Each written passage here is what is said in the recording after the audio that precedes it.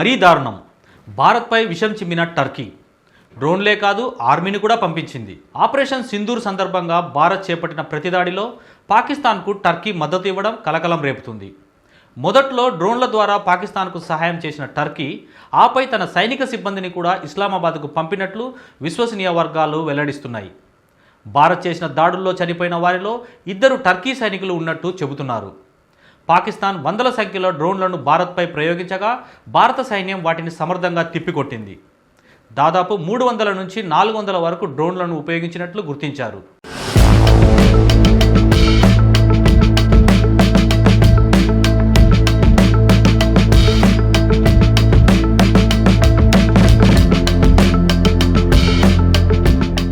డ్రోన్ల శకలాలను ఫోరెన్సిక్ నిపుణులు పరీక్షించగా అవన్నీ టర్కీకి చెందిన ఆసిస్ గాడ్ సోనగర్ మోడల్కి చెందినవిగా నిర్ధారణ అయ్యాయి. ఈ డ్రోన్లను పాకిస్తాన్ మిలిటరీ ఉపయోగించుకునేందుకు అవగాహన కల్పించేందుకు టర్కీ సైనిక సిబ్బందిని పంపిందన్న వార్తలు తీవ్ర ఆందోళన కలిగిస్తున్నాయి.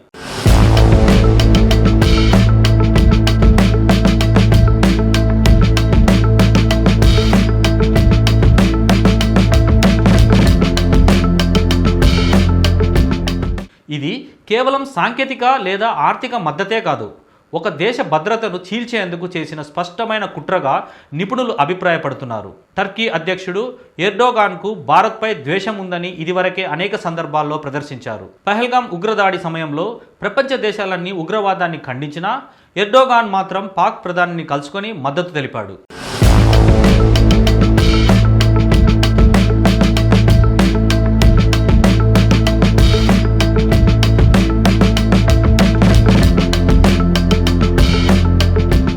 భారత పర్యాటకులపై దాడి జరిగినా ఎటువంటి సానుభూతి ప్రదర్శించకపోవడం టర్కీ దుర్బుద్ధి బయటపడిందంటున్నారు. ఇప్పటి వరకు టర్కీ పాక్ సంబంధాలు వ్యూహాత్మకంగా పెరుగుతుండడంతో ఈ మద్దతు భవిష్యత్తులో మరింత తీవ్రం అవుతుందన్న ఊహాగానాలు ఉన్నాయి. టర్కీ మద్దతుతో పాకిస్తాన్ భారత సరిహద్దుల్లో డ్రోన్ల దాడులు వేగవంతం చేయడం భారత భద్రతకు గణనీయమైన ముప్పుగా మారింది.